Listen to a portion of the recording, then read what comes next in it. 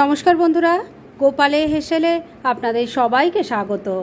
আজকে আমি একটুখানি আলু দিয়ে একদম ইউনিক একটা নিরামিষ রান্না করব, যেটা খেতে কিন্তু সববার ভালো লাগবে। তাই চলুন আর সময় নষ্ট না করে রান্নাটা করে ফেলি। আজকে এই রান্নাটা করার জন্য বড় বড় সাইজের যে আলুগুলো হয় সেগুলোর খোসা ছাড়িয়ে নিয়ে আমি তিনটে মাঝখান দিয়ে ভাগ করে কেটে জলের মধ্যে রেখে দিয়েছি যাতে কালো না হয়। এবার একটা স্পুন নিয়ে নিয়েছি, স্পুনের এই পেছন দিকটা দিয়ে আলুর এই যে ভেতরের শাঁসটা এটাকে বার করে নেব, মানে আলুর ভেতরটা একটা হোল মতো হয়ে যাবে। তাহলে দেখুন, একটা আলুর থেকে শাঁসটা বার করে নিয়েছি আর এই প্লেটের মধ্যে শাঁসটা রেখে দিয়েছি। এইভাবে তাহলে আমি সবকটা আলুকে এই রকম ভাবে তৈরি করে নিয়ে তারপর ফিরে এসে নেক্সট স্টেপ দেখাচ্ছি। সমস্ত আলুর দেখুন শাঁসগুলো বার করে নিয়েছি, এই যে সেই শাঁসগুলো রেখে দিয়েছি। এই রান্নায় এই শাঁসটা লাগবে না, তবে এগুলো কিন্তু ফেলে দেবেন না, অন্য যে কোনো রান্নায় ইউজ করা যাবে। এবার একটা কড়াইয়ের মধ্যে অল্প জল নিয়ে গরম করে নিয়েছি। এবার এর মধ্যে এই আলুগুলো দিয়ে দিচ্ছি। সবকটা আলু দিয়ে দিয়েছি। এবার আলুগুলোকে একটু ভাপিয়ে নিতে হবে, সেজন্য একটা লিড লাগিয়ে দিলাম আর 3-4 মিনিট সময় নিয়ে আলুগুলোকে ভাপিয়ে নিয়ে তারপর ফিরে আসছি। আলুটা ভাপানোর জন্য একটু সময় তো লাগবে, তো সেই সময়ের মধ্যে এই রান্নার অন্যান্য কিছু কাজ করে নিচ্ছি। সেজন্য একটা বাটির মধ্যে আমি এখানে নিয়ে নিয়েছি মটর ডাল। এখানে বড় কাপের 1 কাপ মটর ডাল আছে, এটাকে সারা রাত আমি জলে ভিজিয়ে রেখেছিলাম। এবার এই ডালটা বেটে নেব, সেজন্য মিক্সির জারটা নিয়ে নিয়েছি। এবার এর মধ্যে ডালটা দিয়ে দিচ্ছি। সমস্ত মটর ডালটা মিক্সির জারের মধ্যে দিয়ে দিয়েছি। এবার এর মধ্যে দিয়ে দিচ্ছি ছোট ছোট 2 টুকরো আদা, 2টো কাঁচা লঙ্কা, এর সাথেই অল্প নুন দিয়ে দিলাম। এবার এই ডালটা বেটে একটা মিহি পেস্ট তৈরি করে ফিরে আসছি। ডালটা দেখুন ভালো করে বেটে নিয়েছি আর ঢাকা দিয়ে 3-4 মিনিট আলুগুলোকেও ভাপিয়ে নিয়েছি। এবার জল থেকে আলুগুলো বার করে নিচ্ছি। আলুগুলো গরম জল থেকে নামিয়ে নিয়েছি আর ওগুলোকে ঠান্ডা হওয়ার জন্য রেখে দিয়েছি। এবার কড়াইয়ের মধ্যে অল্প একটু সর্ষের তেল দিয়ে দিয়েছি। এই তেলের মধ্যে দিয়ে দিচ্ছি অল্প কালো জিরে, তেলের মধ্যে দিয়ে দিচ্ছি অল্প হলুদের গুঁড়ো। এবার ডাল বাটাটা এর মধ্যে দিয়ে দিচ্ছি। সমস্ত ডাল বাটাটা দিয়ে দিয়েছি আর ডাল বাটার সময় নুন দেওয়া ছিল, এখন শুধু অল্প একটু চিনি দিয়ে দিলাম। তেলের সাথে খুব ভালো করে ডাল বাটাটাকে মিশিয়ে নিচ্ছি। 2-3 মিনিট সময় নিয়ে নাড়াচাড়া করতে করতেই ডালের পেস্টটা দেখুন একটা মন্ডর মতো হয়ে গেছে। এবার গ্যাসটা বন্ধ করে দিলাম আর এটা নামিয়ে নিচ্ছি। ঠান্ডা হলে নেক্সট স্টেপের দিকে এগোচ্ছি। ভাপিয়ে নেওয়া আলুগুলো এখন ঠান্ডা হয়ে গেছে আর পুরটাও অনেকটা ঠান্ডা হয়ে এসছে। এবার এই আলুগুলোর মধ্যে পুর ভরে দেব। পুরটা কিন্তু একটু বেশি করে দেবেন, তাহলে খেতে খুব ভালো লাগবে। দেখুন একটা আলুর মধ্যে পুর ভরে রেডি করে নিয়েছি। এবার তাহলে সবকটা আলুর মধ্যে এইভাবে পুর ভরে নিয়ে তারপর নেক্সট স্টেপের দিকে এগোচ্ছি।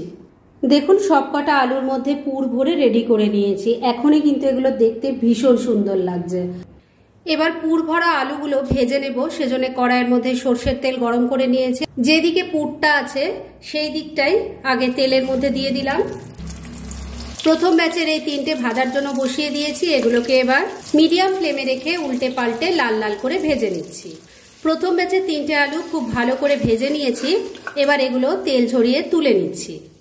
প্রথম ব্যাচের 3টে আলু ভেজে তুলে নেওয়ার পর যা তেল ছিল তার মধ্যেই আমি পরের আলুর টুকরোগুলো দিয়ে দিয়েছি ভাজার জন্য। আর এই আলুগুলো ভাজা হতে হতে আমি এই রান্নার মশলা তৈরি করে নিচ্ছি। কি কি দিয়ে মশলা বানাচ্ছি সেটা দেখিয়ে দিই। নিয়েছি 10-12টা কাজু বাদাম, এখানে 3টে কাঁচা লঙ্কা আছে, একটা ছোট সাইজের টমেটো আছে আর ছোট ছোট 2 টুকরো আদা আছে। এই সব কিছু একসাথে মিশিয়ে নিয়ে আমি মশলাটা বেটে নিচ্ছি। সবকটা আলু ভালো করে ভেজে তুলে নিয়েছি।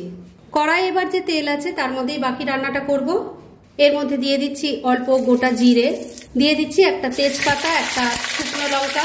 ফোড়নটাকে কয়েক সেকেন্ড একটু ভাজা ভাজা করে নিচ্ছি। ফোড়নটা ভাজা ভাজা হয়ে গেছে। এবার এর মধ্যে দিয়ে দেব টমেটো, কাজু বাদাম আর কাঁচা লঙ্কার পেস্ট। ভালো করে মিশিয়ে নিয়ে মশলাটাকে খুব ভালো করে কষিয়ে নেব। মিনিট 2 সময় নিয়ে মশলাটাকে একটু কষিয়ে নিয়েছি। এবার এর মধ্যে দিয়ে দেব 2 চামচ টক দই। গুঁড়ো মশলাগুলোও দিয়ে দিচ্ছি। প্রথমে দিয়ে দিলাম হলুদের গুঁড়ো, অল্প একটু কাশ্মীরি মির্চ পাউডার দিয়ে দিলাম, 1 চামচ ধনের গুঁড়ো দিয়ে দিলাম, 1 চামচ জিরের গুঁড়ো দিয়ে দিলাম, অল্প একটু গরম মশলার গুঁড়ো দিয়ে দিলাম, স্বাদ মতো নুন দিয়ে দিচ্ছি। দিয়ে দিচ্ছি একটু গুড়ের বাতাসা। এবার সবকিছু খুব ভালো করে মিশিয়ে নিয়ে মশলাটাকে খুব ভালো করে কষিয়ে নেব। 2-3 মিনিট সময় নিয়ে মশলাটাকে খুব ভালো করে কষিয়ে নিয়েছি। এর থেকে দেখুন এখন তেলটা সেপারেট হয়ে গেছে। এবার এর মধ্যে দিয়ে দেব যে ডালটা বেটে নিয়েছিলাম, তার থেকে আমি 2 চামচ মতো রেখে দিয়েছি সেই ডাল বাটাটা। এই ডাল বাটাটা দিলে পরে কনসিস্টেন্সিটা যেমন ঠিক হবে, খেতেও কিন্তু অসাধারণ লাগবে। এবার গ্রেভির জন্য জল দিয়ে দিচ্ছি। এই রান্নাটা কিন্তু খুব বেশি ঝোলঝোল হয় না, আবার একদম শুকনোও ভালো লাগবে না, তাই সেই বুঝে জল দেবেন। মিক্সির জারটায় অনেকটা মশলা লেগেছিল, তার মধ্যেই জল নিয়ে দিয়ে দিলাম। ভালো করে মিশিয়ে নিচ্ছি। এবার ফ্লেমটাকে লো আর মিডিয়ামের মাঝামাঝি রেখে ঢাকা দিয়ে 2-3 মিনিট রান্না করে নিচ্ছি। মিনিট 3 রান্নাটা করে নিয়েছে। এবার ঢাকা তুললাম। ভেজে রাখা আলুর টুকরোগুলো দিয়ে দিচ্ছি। আলুগুলো কিন্তু ভাপিয়ে নেওয়া ছিল, তারপর খুব ভালো করে ভেজে নিয়েছি, মানে আলু কিন্তু ম্যাক্সিমামটাই সেদ্ধ হয়ে গেছে, তাই ভাজা আলু দিয়ে আর বেশিক্ষণ রান্না করার কোনো দরকার নেই। ভালো করে গ্রেভির সাথে মিশিয়ে নিচ্ছি। গ্রেভির সাথে ভালো করে মিশিয়ে নিয়েছি। এবার ফ্লেমটা ওই একই রেখে মিনিট 2 আবারও রান্নাটা করে নিচ্ছি। মিনিট 2 রান্নাটা হয়ে গেছে। এবার ঢাকা তুলছি। রান্নাটা কিন্তু এবার মোটামুটি রেডি হয়ে এসছে, তবে শেষ পর্যায়ে এর মধ্যে দিয়ে দেব একটু ড্রাই রোস্ট করা কাসুরি মেথি, ক্রাশ করে দিয়ে দিলাম। ভালো করে মিশিয়ে নিচ্ছি। মিনিট খানেক আবারও রান্না করে নিয়েছি। এবার রান্না একদম রেডি। গ্যাসটা বন্ধ করে দিলাম।